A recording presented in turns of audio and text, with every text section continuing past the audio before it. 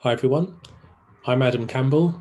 I'm Director of Product at Azumi DaVinci and co-founder of POC Play. And today I'm going to give you an interesting talk. I studied games technology at City University of London, and my first two roles in the industry were first with Jagex in community management for 1-year placement, and then I moved on to Sega as a QA tester working on console titles before I graduated.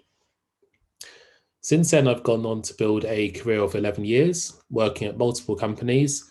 These include OpenBet, which is a casino games company, part of SU Digital, Miniclip, Hopstar, and Zoomy, which is my current role. I'm also co-founder of Europe's largest D&I organization for racial inclusion in games, POC Play. I'm also a member and judge at BAFTA, a board member at Yuki, and I'm also on the advisory board for Children's Media Conference. Over the course of my career, I've worked on a number of games and platforms in various roles: community management, QA, production, and publishing.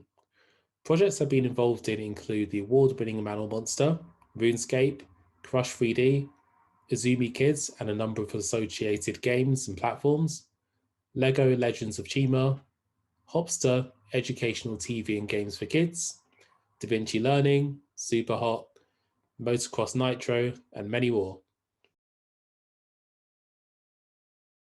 It's a form of production which is decentralized and geographically dispersed. This can be anything from working with staff and/or agencies throughout your country, all the way to working with people across multiple countries or continents. My learnings: 1. Communication. They say communication is key, and this couldn't be more important when you work on distributed projects. Keeping in touch and in a loop about the goings on of a project are clearly important, but you need to be super flexible when it comes to working in a more distributed fashion. I've learned that it's really important to be sensitive about language barriers in particular. Not everybody speaks English natively, and this is equally relevant for any language. Some people love speaking on the phone, some people love instant messaging, and many stick to plain old email. When it comes to speaking to people across continents, consider that the method of communication should allow both parties to express themselves and convey information clearly. I've been in a number of situations where writing to each other via instant messaging is not only quick, but it still allows the recipient to take a bit more time to use translation tools or just to think things through. I've managed project communication entirely over instant messaging before with no phone calls. It's also really important to think about time zones.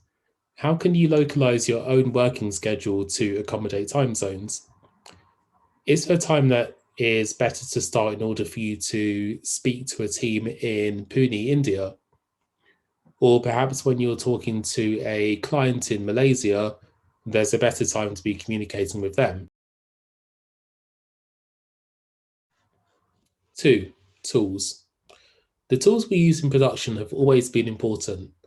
Communication with platforms like Slack or Discord, project management tools such as Jira, Asana, Trello, and Basecamp, file sharing and version control, Drive, Dropbox, GitHub, Tortoise SVN, etc. Video calling tools like Meet, Zoom, Skype, and many more.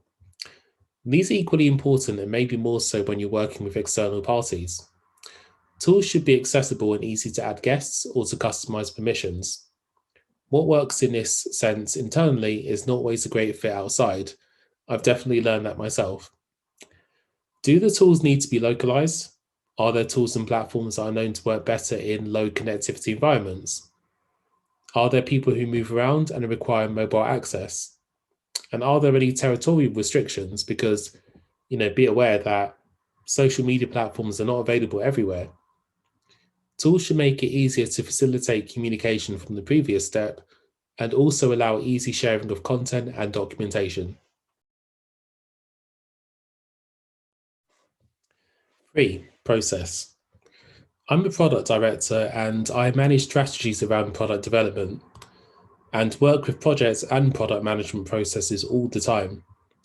But I know that process can scare people. Process should really be your best friend. A good process ensures that everybody knows the key stages of the project, sign-off points, deliverables, emergency or recovery strategies, and general ways of working. There's no such thing as a one-size-fits-all process, but there are many good practices that have been used for many years. Whether you're lean, agile, waterfall, or whatever, make sure you build a process that works for everyone in the team. There's no harm in modifying processes to accommodate different functional areas and different ways of working. And this is equally true of the tools and communication methods that you use. And that's me for today. You can find me on Twitter, AC_revolution. You can find me on LinkedIn /justac. You can email me, adam@azumi.com, contacts@pogplay.org, or you can visit the POC in Play website, www.pogplay.org. Thank you for your time. See you soon.